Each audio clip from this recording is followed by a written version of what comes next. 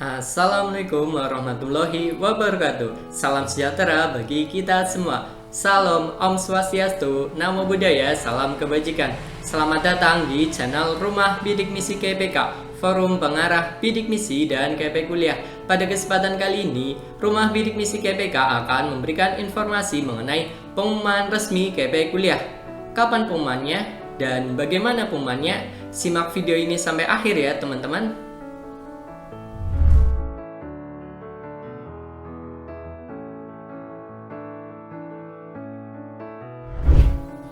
KP kuliah adalah bantuan biaya pendidikan yang diberikan kepada mahasiswa yang lulus seleksi masuk perguruan tinggi, sehingga pengumumannya adalah setelah mendaftar ulang sebagai pelamar KP kuliah dan menjadi mahasiswa di perguruan tinggi terkait. Setelah mendaftar ulang, kalian akan diverifikasi kelayakan sebagai penerima KP kuliah. Di dalam proses daftar ulang ini, semua pelamar KP kuliah yang sudah mendaftar sesuai prosedur dibebaskan dari biaya daftar ulang dan biaya pendidikan lainnya. Namun, ada pula perguruan tinggi yang mengharuskan membayar terlebih dulu, lalu ketika sudah dinyatakan penerima KP kuliah bisa mengajukan pengembalian dana pendidikan atau UKT atau SPP. Bagaimana pengumuman KP kuliahnya? Begini, akan kita jelaskan secara sistematis alur sistem KP kuliah Kemdikbud. Jadi perguruan tinggi yang di bawah naungan Kementerian Pendidikan dan Kebudayaan Republik Indonesia. Awal mulanya kalian lolos seleksi masuk perguruan tinggi dan tercantum sebagai pelamar KP kuliah. Seleksi di perguruan tinggi negeri yaitu SNMPTN, SBMPTN, dan seleksi mandiri PTN. Untuk seleksi di Politeknik Negeri itu ada SNMPN, SBMPN, dan seleksi mandiri Politeknik. Kemudian untuk perguruan tinggi swasta adalah seleksi mandiri PTS. Jadi dari sini status KP kuliahnya belum dicalonkan ke dalam sistem KP kuliah. Lalu dari belum dicalonkan tadi, setelah melakukan registrasi ulang, lanjut ke tahap selanjutnya yaitu tahap pencalonan oleh perguruan tinggi. Kemudian dari pencalonan tersebut dilakukan verifikasi kelayakan penerima KP kuliah oleh perguruan tinggi sesuai kebijakan perguruan tinggi masing-masing. Bagaimana melakukan proses verifikasi ini? Setelah dinyatakan lulus verifikasi, selanjutnya masuk ke dalam tahap penetapan di sistem KP kuliah. Nah, setelah tahap penetapan ini, perguruan tinggi akan merumuskan dan menerbitkan surat keputusan dari pimpinan perguruan tinggi. Bagi perguruan tinggi negeri dan perguruan tinggi swasta dipimpin oleh rektor, dan untuk politeknik negeri dipimpin oleh direktur politeknik. Jadi ketika sudah terbit dan diumumkan kepada mahasiswa terkait surat keputusan rektor untuk perguruan tinggi negeri dan surat keputusan direktur politeknik untuk politeknik negeri, maka sudah bisa dipastikan itu adalah pengumuman resmi KP kuliah karena sudah diakui secara resmi dan itu sudah termasuk legal aspect. Jadi secara hukum sudah sah. Contoh format surat keputusan Rektor PTN, PTS, Direktur Politeknik. Yang pertama, judul Keputusan Rektor atau Direktur Politeknik, nama perguruan tinggi.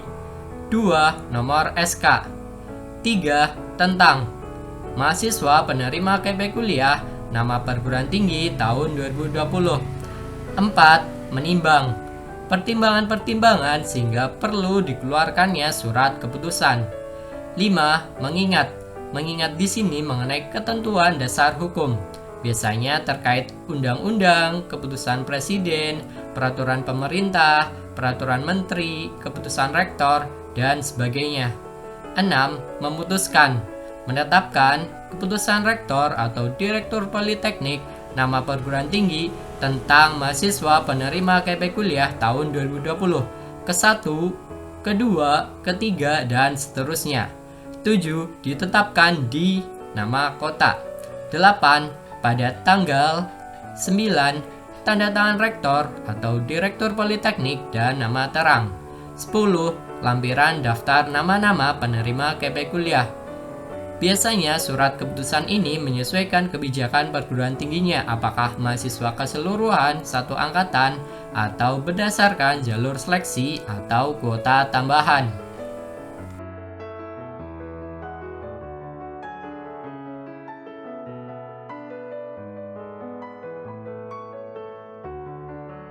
Namun, ada perbedaan mekanisme pengumuman untuk perguruan tinggi swasta, yang dimana setelah terbit surat keputusan rektor, itu wajib dilaporkan ke Lembaga Layanan Pendidikan Tinggi wilayah setempat atau biasa disingkat LL Dikti Wilayah. Kemudian dari LL Dikti Wilayah melakukan verifikasi dan validasi terhadap data penerima sesuai kuota yang dialokasikan ke masing-masing PTS dan akreditasi program studinya. Jadi ada beberapa PTS yang kuotanya itu masih sisa, itu juga kuota tersebut dikembalikan lagi ke LL Dikti melalui surat elektronik bersamaan dengan SK penetapan dari PTS tersebut. Setelah selesai dilakukan verifikasi dan validasi oleh LL Dikti, maka oleh LL Dikti Wilayah akan diajukan ke Puslapdi Kemdikbud dan memberitahukan ke masing-masing PTS bahwa sudah diajukan ke pusat. Barulah dari PTS mengumumkan, tapi dalam pengumumannya PTS memberitahukan bahwa itu penetapan dari perguruan tinggi swasta tersebut, belum keputusan resmi dari LL Dikti Wilayah dan pusat.